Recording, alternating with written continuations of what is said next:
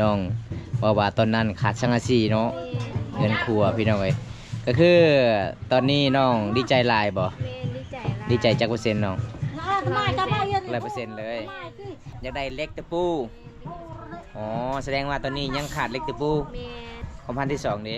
ขุตักน้ำอ๋อแสดงว่าขุของน้องมีแต่สำนีบ่น้องอยากได้คนดูแลอยากมีคนดูแลอ๋อน้องเบาแถ่บ่แท้อ๋อแสดงว่าตอนนี้ก็คือยังไม่มีคนดูแลสมมติว่าคันมีคนดูแลก็คืออีพ่อไอแม่ก็พร้อมอยู่บ่พร้อมอยู่บ่แม่เฒ่าถ้ามีคนอยู่อยากดูแลลูกสาวล่าพร้อมอยู่บ่โอ้พร้อมเด้อ แม่เฒ่าแม่เฒ่าสิเอาเท่าไรขาดอกนะลูกสาวล่ามาเลยโอ้50 ล้าน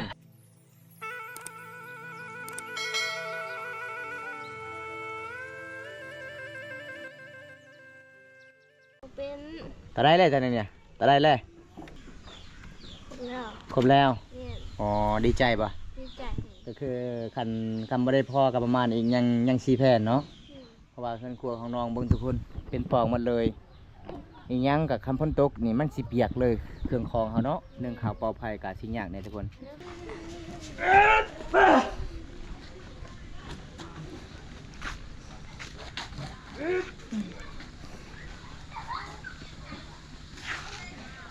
ขึ้นได้หรอ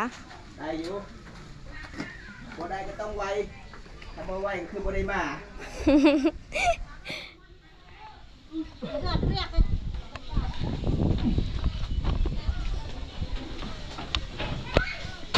โย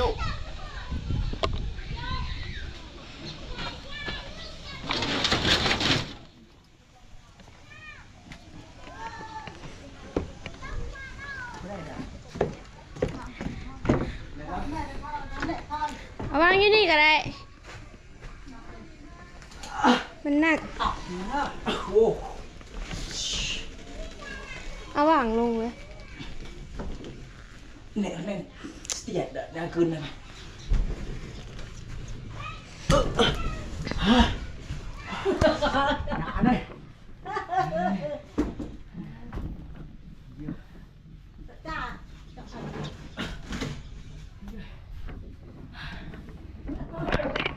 มวนลายทุกคนเลยเอาหลังจากขึ้นศาลน้องก่อนเลยทุกคนเลยตัวนี้กลับมาลีแม่เองกับน้องก่อนโดนแล้วบ่ได้ไปเยี่ยมไปยามน้องบ่ได้เพาะน้องตอนนั้นก็ตกเป็นทิศแล้วพี่น้องแม่นผู้ใดหาเห็ดสาวสุกเอ้ยเจ้าบ่อ๋อบ้านเฮานี่หน้าแห้งเนาะเจ้าเฮ็ดยังนี่นะสิแกงเฮ็ดมียังจะว่าไม่เท่าคำพ้นตกนี่อยู่บ่ได้บ่โอ้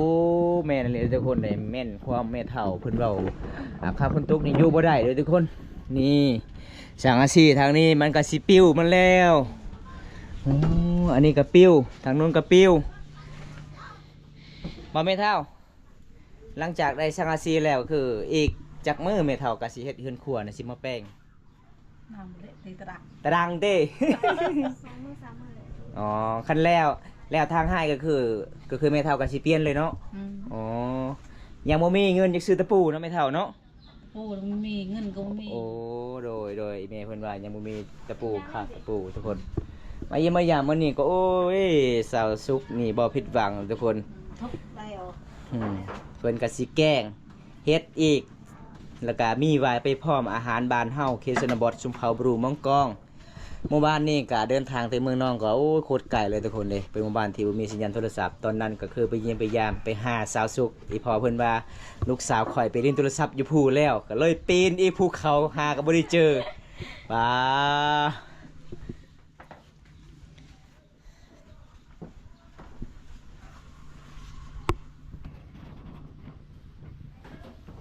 บ้านน้องนี่ออกแล้วเนาะเห็ดเนาะเริ่มงามแล้วทุกคนเห็ดอ๋อเอามาเมื่อนี้น้องกะสีเห็ดกินเห็ดแซ่บอยู่แล้วฝีมือสาวสุกคุณงามหลายคนว่าสาวสุกนี่เก่งเห็ดกินพี่น้องนึ่งข้าวเป่าไฟเลยไม่ยั้งดักนะสังกะสีจะบ่ เพิ่นทุกคนเลยเพิ่นครัวเขาน้องขอกขากมันสิเบิดแล้วพี่น้องคันบ่มีผู้ใหญ่ใจดีสงสารน้องกะสิบ่มีเฮือนสิอยู่แล้วทุกคนเลยเพราะว่ามีแต่เฮือนใหญ่เฮ็ดกินบ่ได้ต้อนรับแขกมีแต่เฮือนครัวนั่นล่ะพี่น้องเขตชนบทบ้านเฮานึ่งข้าวเป่าไฟเฮ็ดกิน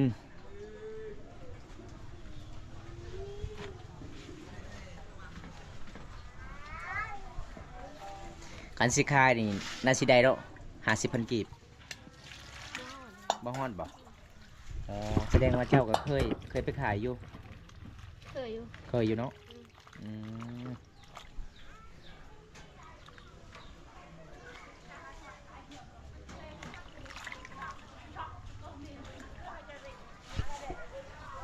ร้านเปิดเป็นซาวเลยดิ ฮะ ร้านคน อยู่ไสโอ้ สูงโคตร น่าสิฮอดแม่น60เนาะ เจ้าสูงจักเม็ดเจ้านะ จากแหละ บ่ได้ชื่อเลย ซื้อได้ล้านเจ้านะ เงิน สาวเงิน นี่ อยู่จักปีแล้วสาวเงิน ได้มาประมาณ16 ปี ประมาณนั้นแหละ อ๋อร้านเจ้าก็บ่ได้เรียนหนังสือบ่ มันเรียน โอ้ส่วนหลายบ้านเฮานี่หลายๆคนก็บ่ได้เรียนหนังสือเนาะมีแต่ช่วยเวียกอีพ่ออีแม่บางคนก็เอาหล้านบางคนก็เอาน้องแบบนี้ล่ะพี่น้องวิถีชีวิตสาวลาวบ้านเฮาดำรงชีวิตบ้านหนองบ้านนาเป็นหมู่บ้านนอกที่สุดกับตัวเมือง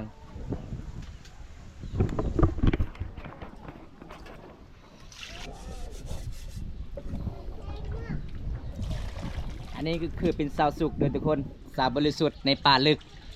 สาวสวยบ้านป่าน้องคนนี้บอกเลยว่าขยันสุดๆเลยมื้อนี้ก็จัดให้ตามคำขอผู้ใหญ่ใจดีจากประเทศไทยซื้อให้น้องสังกะสีหรือว่าหลังคาเฮือนทุกคนเลยหลังคาเฮือนของน้องมันสิอยู่บ่ได้แล้วพี่น้องเพราะว่ามันเวลาฝนตกมันก็สิเปื่อยเบิดใหม่เพราะว่าหลังคามันเก่าแล้วทุกคนหัวมันเลยเขตนี้บ่น้องนึ่งข้าวเปล่าไผ่มันเปียกลายมายิ้มพยายามวันนี้น้องก็มีอาหารแซ่บๆอยู่ได้พี่น้องเอามาตามป่าตามดองเขตชนบทบ้านเฮาตามภูเขา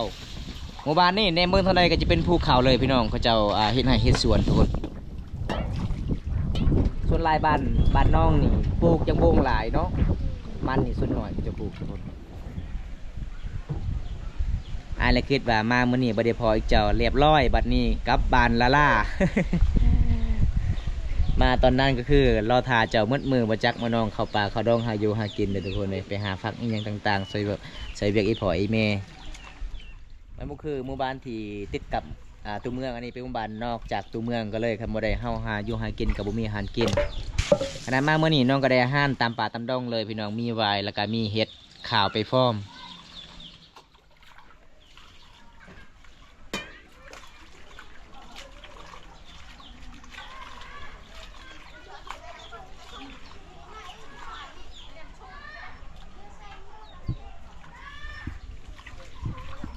แต่ละเทื่อนี่คันนี้แม่ใดนี่ก็สูนว่าคันนี้แม่ได้หรือว่าพอได้เห็ดก็คือเจ้าบ่เก่งกินบ่อ๋อเป็นอยู่เนาะอ๋อแสบอยู่คอยได้ยินอีฟอเจ้าว่าลูกสาวล่านี่บ่ให้ออกทางให้เพิ่นว่าถ้าทางให้มันอันตรายยามเวลาฮือให้บ่ซักข้าวให้ตีข้าวบ่หรือว่าเสียหญ้าต้องอาศัยลูกสาวล่าเพิ่นว่าไวขนาด อีพ่อเจ้านี่เว้าลาวเก่งในสาวสุขภาษาลาวก็เก่งในลาวได้อีพ่อจะเป็นในบ้านได้กี่บ่โอ้สุพ่อเก่งทุกคนอีพ่อของเพิ่นนี่เว้าลาวก็เก่งอ่านหนังสือลาวก็เก่งเพิ่นว่าคันสิอ่านภาษาไทยเรียบร้อยเลยเพิ่นเว้าอ่านบ่เป็น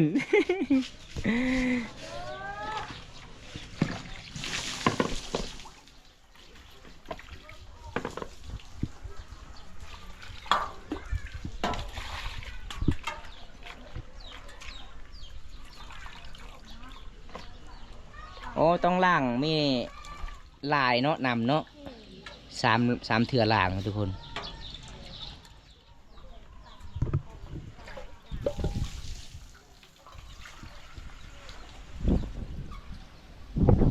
แสดงว่าอายมาเมื่อนี้กะมีงานระเบิดอีกเนาะมื่ออื่นก็มีงานดองโอ้พี่น้องเอ้ยขอแสดงที่ใจนำครอบครัวที่จากไปเมื่อนี้พี่น้องเอ้ยก็คือผู้สาวพระเจ้ากะกลางคืนก็คือไปอยู่พุ่นหมดบ่โอ้ไปซอยเขาเนาะ ใส่เวียกใส่งานเงินคำซ้ำแก่เฮาบ่มีเฮามีน้ำจิตน้ำใจให้งานต้องซอยกันแบบนี้เลยทุกคนเขตชนบทบ้านเฮาเฉพาะชาวลาวนี่เวลาเฮ็ดงานระปืบนี่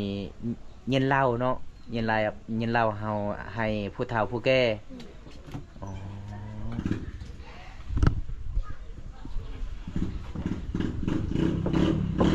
เบี้ยให้เจ้ามาตึ้งเจ้ามันเจ้า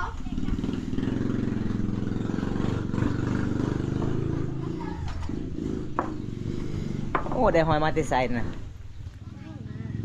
อ๋อเบิ่งทุกคน พอมาเก็บมื้อเสาร์นี้ อ๋อเบิ่งพี่น้องอาหารบ้านเฮาบอกทุกคนบ่คือบอมตามมาเขตหมู่บ้านติดกับเมืองน้องมันมีอาหารตามเมืองเลยทุกคนพระเจ้าซื้อมามีชีนวัวมีหยังต่างๆมาเขตนี้ก็คือกินอาหารธรรมชาติมาเยี่ยมมายามสาวดวงมื้อนั้นก็คือได้กินงูแซ่บๆอีกโอ้สุดยอดเลยสาวลาวเขตนี้มีแต่คนใจดีการไปเยี่ยมไปยามสาวนิ่งก็คือได้กินดักแด่เอ้าทุกคน ด้านใด สาวนิ่งจะพูดสาวนิ่งบ่บ่มีสาวนิ่งบ่บ้านเจ้านี่แหละ อ๋อ ชื่อเลยบ่ เสร็จแล้ว เออ ผู้สาวหลายเนาะบ้านเจ้าเนาะ ผู้สาวอะไร 30 ปลายกว่าคน เวลาเจ้าแกงเพชรนี่เจ้าใส่กับหวายบ่น้อง อืม อืม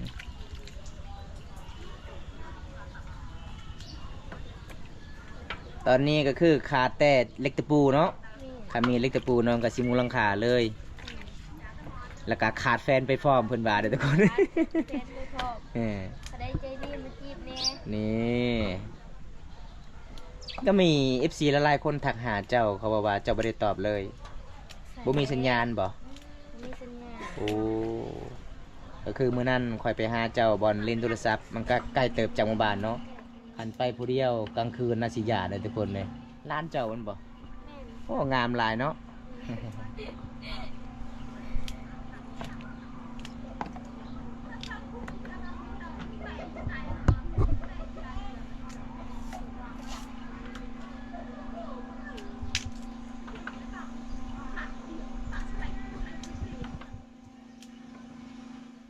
อันนี้ภาษาบ้านเจ้าเอิ้นไวหยัง แล้วก็ ตะไม้ปอโอ้ตะไม้ปอคือไวภาษาบางคนก็เอิ้นว่าไววานบางคนก็เอิ้นว่าไวคมมันเป็นไวคมเนาะนี่เนาะเวลาเขากินมันบ่ได้ขมเหมือนทุกคนมันเป็นสีหวานๆนิดนึง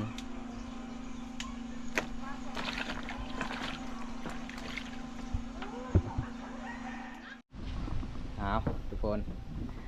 หลังจากนั้นน้องกัสิแกงใส่หม้อเลยเด้อทุกคนเลยวิธีแกงก็คือต้องใส่ใบก่อนบ่อ๋อเจ้าจะแน่นเบิ้งทางนี้ในทรงอายขาดเลยเด้ โอ้แกสังกะสีมื้อนี้จนทรงขาดเลยทุกคนเลย บ่มีจักสิยิบพี่น้องเลย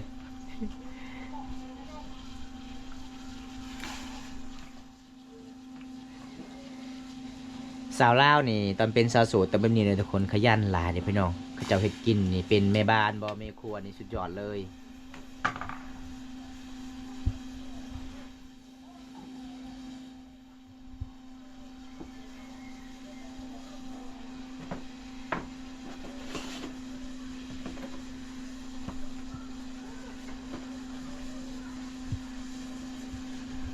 อีกอย่างนั่นนะใส่มะเขือเออ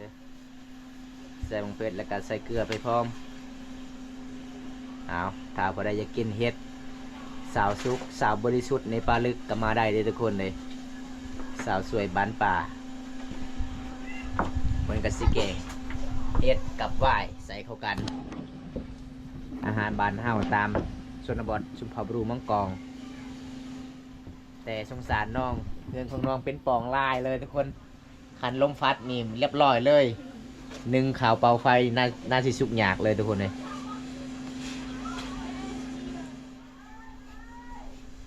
จังมือเลยเห็ดออกจังมือเลยเห็ดออกหมู่บ้านเจ้า สอง 2 มือแล้วโอ้แสดงว่าเฮ็ดนี่ก็คือเฮ็ดออกไหวเด้อทุกคนทางบ้านบอมตายังไม่ทันได้ออกเลย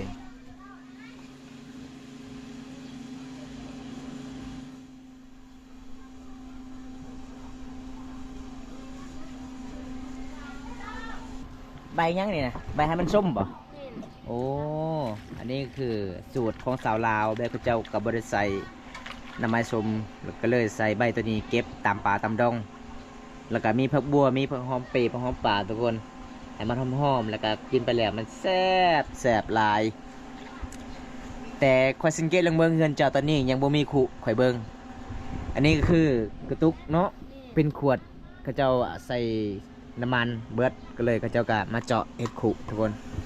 เพื่อนน้องนี่นะบ่มีขุพี่น้องถ้าพอได้ใจดีก็คือมาอุดหนุนซอยน้องนี่เด้อ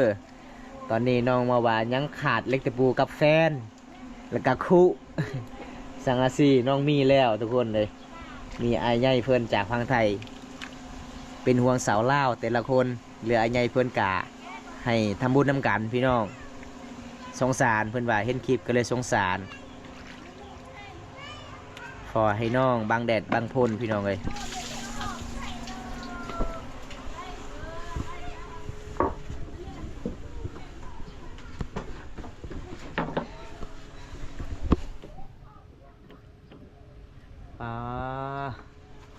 น่าสิเต็มเลยเนาะหมอเจ้านี่ตามเคยเบิ่งไล่ลีบ่เต็มบ่แต่เวลามันสุกนี่บ่เต็มโอ้เก่งสุดยอดเลยน้องคนนี้ทุกคน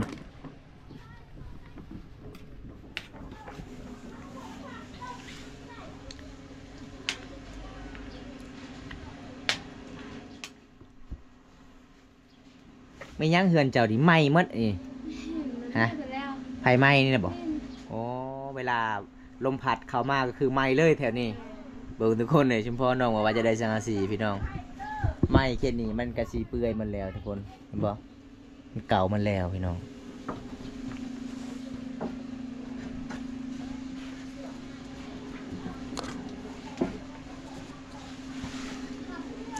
หลังจากนั้นน้องกะสีใส่ผักทุกคนอันนี้ฝักให้มันส้มๆนิดนึงเนาะ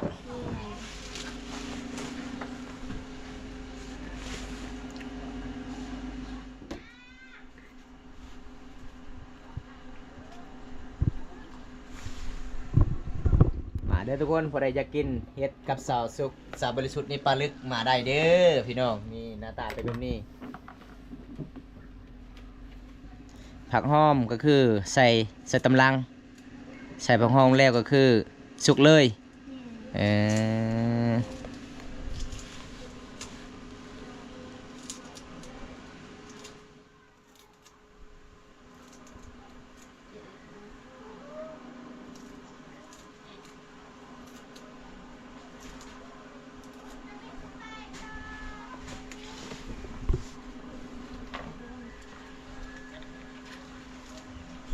ผมบอกว่าเจ้านี่เส้นใหญ่เนาะแสดงว่าเจ้ามักกินเส้นใหญ่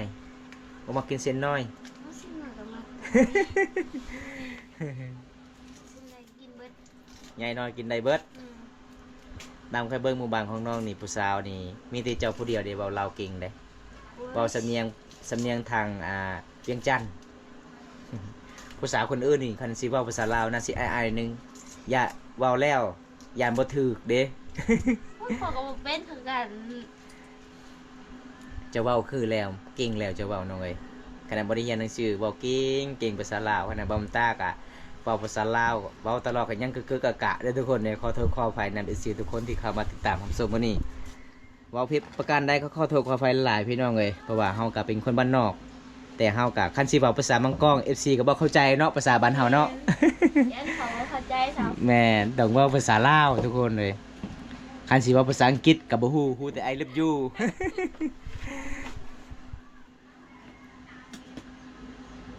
อันนี้เป็นหน้าตามันก็สิสุกแล้วเลยพี่น้อง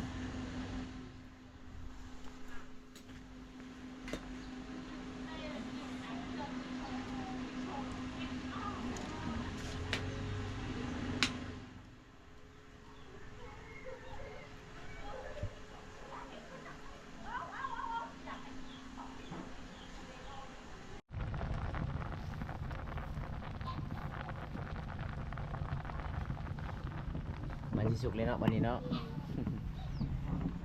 เมื่อคืนนี่เจ้าไปเล่นโทรศัพท์ป่ะ บ่ เมื่อวานนี่เจ้าไปเล่น เมื่อวานนี้ อ๋อไปเล่นจักคน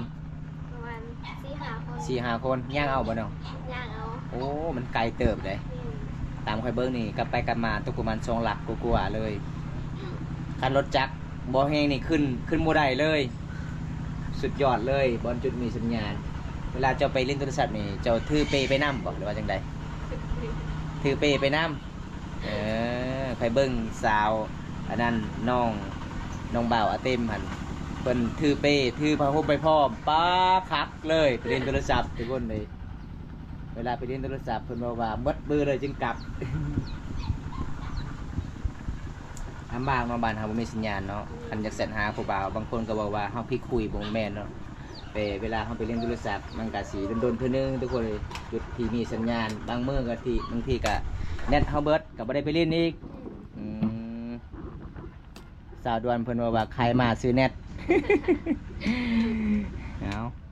ผู้ใด บ่ จะ สิขายยัง เจ้าสิขายไว้ ขายไว้ซื้อเน็ต เขาบ่ซื้อดอก บ่ได้ซื้อบ่ยังคือบ่ซื้อกันคันเจ้าไปขายนี่เขาซื้อโล โอ้ ด สิไปขายอยู่เมืองใกล้ๆโพด ไปขายแถวบ้านนี่เขาเจ้าบ่ซื้อบ่ บ่ซื้อ อยู่บ้านเฮานี่คนเวียดนามก็บ่ได้อยู่เนาะคนลาวก็บ่มีแต่บ้านเฮาปลูกมังกรทุกคนเลย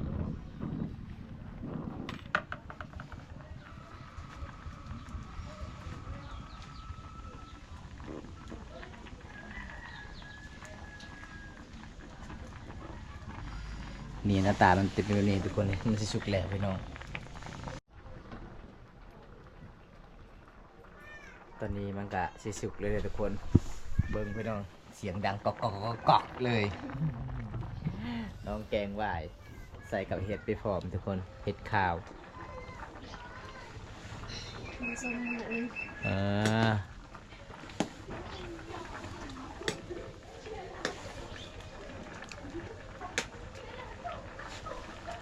เป็นยังไงสุกเลยปะ สุกแล้ว อ้าว ได้กินแล้ว โอ้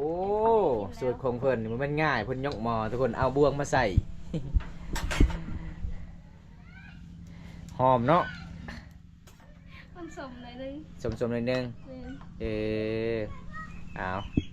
นี่พอได้อยากกินกันมาเด้อทุกคนเลยน้องกำลังสิตักเบิ่งฮ้อนๆสดๆเลยแซ่บอาหารธรรมศาสตร์ตามป่าตามดงพอดีแล้วมันไล่แล้วน้องก็กินเบิดนี่ล่ะทุกคนมาเคียชนบทนี่สาวลาวทุกคนใจดีหลายพี่น้องคันแขกมาที่บ้านอื่นก็ต้องแบบนี้บ่ แม่น โอ้ต้องหยอกผ้าขาวให้กินนะทุกคนเอาอย่างนี้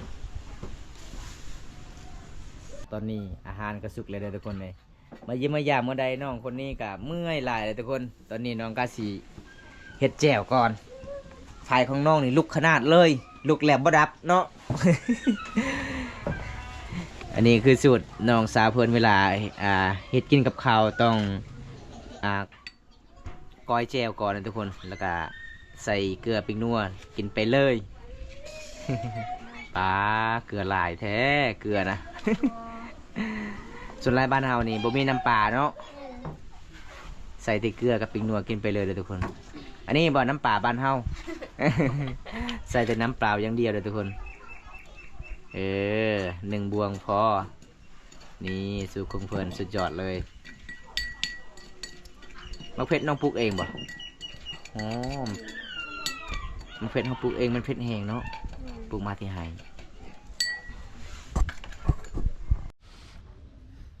เป็นยังไงสาว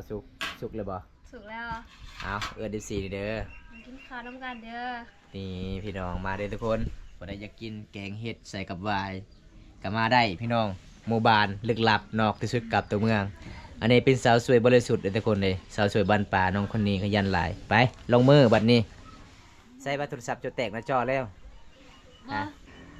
แม่นหน้าจอ แตกอย่างกันแตกโอ้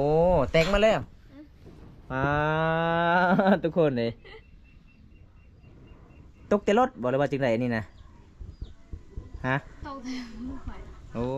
เบิ่งทุกคนโทรศัพท์ของน้องแตกมาเลยทุกคนเลยคันสิแตกทั้งนี้เรียบร้อยเนาะ แม่น รีโมได้ทุกคนเบิ่งพี่น้องฮู้ผู้สาวนี่งามเด้ เอาโทรศัพท์น้องก็แตกอีกแล้วคันสิแป้งนี่เท่าไรน้อง ให้แบบบ่ฮู้ น่าสิแพงอยู่เนาะ แม่น ยังตามประมาณ3-4 แสนนี่แหละ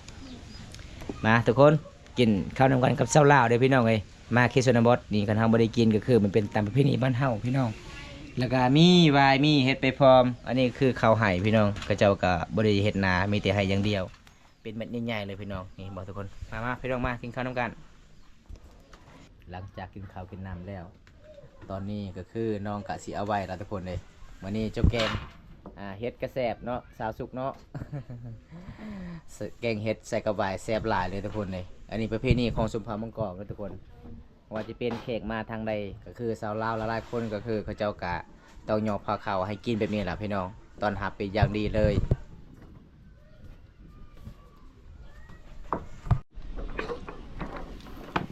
เอาทุกคนก่อนเบาตาสิกลับบ้านก็คือน้องวามีของผักของตอนทุกคนเลยสัตว์ป่าสัตว์ดงบ่มีอันนี้คือของป่าของดงพี่น้องเอ้ยอาหารธรรมศาสตร์บ้านเฮามีเห็ดเนาะคันสิขายนี่มันก็ราคาแพงทุกคนส่วนอีเมทเฮาเพิ่นก็กำลังกินข้าวมีแต่อาหารธรรมศาสตร์บ้านเฮาใจดีหลายเลยพี่น้องของผักของตอนเพิ่นก็บ่แม่นง่ายพี่น้องเอ้ยเพิ่นก็เฮ็ดเป็นระเบียบเรียบร้อยพอดีฮอดเฮือนศาสตร์ก็แกงกินไปเลยโอ้ยสุดยอดเลยทุกคนเลยกินเห็ดกินห้อย กินเห็ดกินห้อยกินก่อยตะไม้ก็มีเนาะ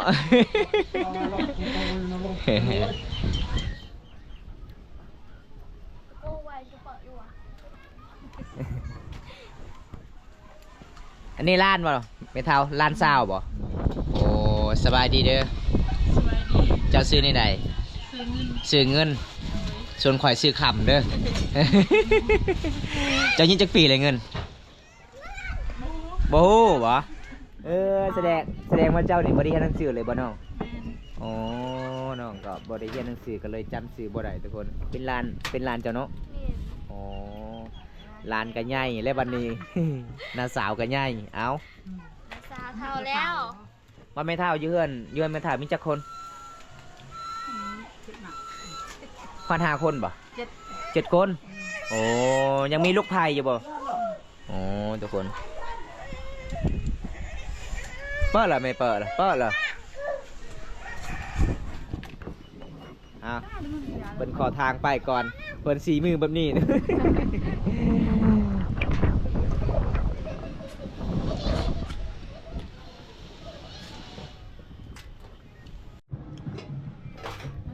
ปลาทุกคนเบิ้งพี่น้องของผักของตอนสาวสุกกับเป็นเรื่องง่ายทุกคนเลยอันนี้ก็คือบ้านวามุนตากะหายากเขาว่าหมู่บ้านติดกับเมืองนองไกลๆกับเมืองนองประมาณ3 ลักเขาว่าหมู่บ้านนองก็เป็นหมู่บ้านนองที่สุดกับตัวเมืองประมาณ28 กิโลทุกคนก็เลยมีของป่าของดงมากินวันนี้ก็มีร้านสาวเพื่อนมาเล่นน้ำอีกทุกคน ข่าวโดน ร้านสาวก็ยังโสดบ่ร้านสาวนี่บ่อ๋อโสดคือกันเลยทุกคนเอ้ย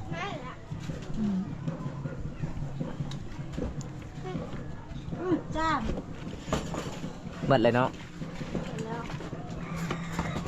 เอาทุกคนก่อนบอมตัดสิกลับบ้านอันนี้ก็ให้หมดบ่ ให้เว้ย เออเอาแล้วแหละเดี๋ยวมันแซ่บ ทำเบาสิเอาคืนเด้อ โอ้ยอันนี้อยู่บ้านข่อยบ่มีเด้สสุกบ่มีเด้ใบนี้เด้บ่มีเด้เอา คอยหัวว่าบ่มีจังคอย สิให้เออเอาขอบใจละลายแล้วก็มีวายไปพร้อมมีเห็ดไปพร้อมเมื่อตอนแรงเก่งกินเลยกินแล้วก็กินฮอดสสุกหลายได้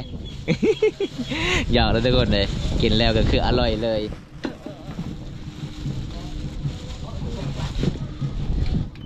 นี่บอกทุกคนเพิ่นกะสิมัดเป็นระเบียบเรียบร้อยพี่น้อง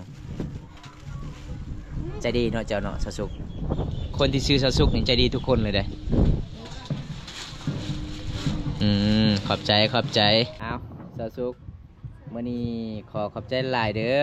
ที่ตอนทำอายเป็นอย่างดีมื่อนี้อายกับบุมียังหลายมายามเจ้าก็คือจัดให้ตาคำขอผู้ใหญ่ใจดีน้องว่าตอนนั้นขาดสังกะสีเนาะเงินครัวพี่น้องเอ้ยก็คือตอนนี้น้องดีใจหลายบ่ แม่ดีใจ ดีใจจักเปอร์เซ็นต์น้อง 100% เลยตอนนี้คอมพันน้องก็คือสังกะสีได้เลยเนาะคอมพันตอนนี้ก็คือน้องอยากได้หยังอีกอยากได้เล็กตะปูอ๋อแสดงว่าตอนนี้ยังขาดเล็กตะปู แม่ ยังบ่มีเล็กตะปู แม่ อ๋อคันทามีเล็กตะปูเมื่อใดก็คือน้องก็สิเฮ็ดหลังคาเมื่อนั้นเลยคอมพันที่2นี้ แ ฮะอยากได้คุ แม่น คุตักน้ำ แม่น อ๋อแสดงว่าคุข้างนอกมีแต่สำนีบ่น้อง แม่นไม่ใช่สามี เออของพันน้องตอนนี้จะได้คุแล้วของพันที่3นี่จะได้หยัง อยากได้คนดูแล อยากมีคนดูแล แม่น อ๋อน้องเมาแถ่บ่ ก็แท้ อ๋อแสดงว่าตอนนี้ก็คือยังบ่มีคนดูแล แต่ฮัตบ้านกี่นี่เนาะเงา สมมติว่าคันมีคนดูแลก็คืออีพ่อไอแม่ก็พร้อมอยู่บ่ พร้อม พร้อมอยู่บ่แม่เฒ่าถ้ามีคนอยู่อยากดูแลลูกสาวล่าพร้อมอยู่บ่โอ้พร้อมเด้อ แม่เฒ่า พร้อมเด้อ แม่เฒ่าสิเอาเท่าไรขาดอกนะลูกสาวล่ามาเลย ล้าน โอ้50 ล้านใครเนาะแม่เฒ่า50 ล้านส่วนพ่อเฒ่า200 ล้าน เอาก่อนอาสิกลับบ้านก็คือน้องกาขอขอบใจผู้ใหญ่ใจดีนี่เด้อ ขอบใจเด้อที่ซื้อให้ ขอให้อายุดีมีแห้ง ขอให้อายอยู่ดีมีแห่ง ขอให้ร่ำให้รวย พอแล้ว พอแล้ว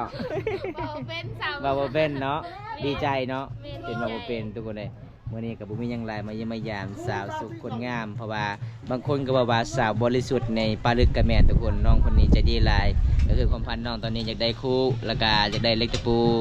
แล้วก็ความพันที่3ก็คือน้องอยากมีคนดูแลเนาะขาดคนดูแลกันสิฮอดหน้าหนาวเด้ โอกาสหน้ามีเวลาว่างอายก็มาเยี่ยมมายามกันใหม่ได้บ่น้องได้เนาะคลิปนี้กับบุมีหยังหลายเด้อทุกคนคลิปหน้าพบกันใหม่พอได้รับชมคลิปนี้แล้วก็ฝากกดไลค์กดแชร์กดติดตามฝากเป็นกำลังใจบอมตาและกาซาวซุกคลิปต้นต่อไปพี่น้องบ๊ายบายซีเดียวน้องบ๊ายบายเอาทุกคนจะไหนบอมตากะสิปิดคลิปเป็นสำนีก่อนพี่น้องวันนี้กะขอขอบคุณหลายๆผู้ใหญ่ใจดีจากประเทศไทยที่เชื่อมั่นและมั่นใจบอมตาไปสะพานบุญให้ไปช่วยครอบครัวน้องสุขคนงามในหมู่บ้านนี้พี่น้องเป็นหมู่บ้านที่มีสัญญาณโทรศัพท์หมู่บ้านนอกที่สุดกับตัวเมืองหมู่บ้านน้องก็คือติดกับตีนภูเขาในเมืองทั้งใดก็จะเป็นตีนภูเขาล้วนๆทุกคนเลยบอมตากะสิปิดไว้สำนีก่อนพี่น้องวันนี้บอมตากะดีใจหลายพี่น้องมีผู้ใหญ่ใจดีจากประเทศไทยบอมตาได้ทำบุญนำกันบอมตากะสิกลับบ้านแน่ตอนนี้ฮอดเวลา 4 โมงแรกทุกคนเพื่อสิฮอดเมืองน้องกะตกประมาณ 6 โมงแรงพี่น้องเอาถ้าบ่ได้ครับชมกินนั้นแล้วก็อย่าลืมฝากกดไลค์กดแชร์กดติดตามฝากเป็นกำลังใจให้บอมตาให้คลิปต้นต่อไปพี่น้องคลิปหน้าพบกันใหม่เด้อทุกคนขอกล่าวคำว่าสบายดีบ๊ายบาย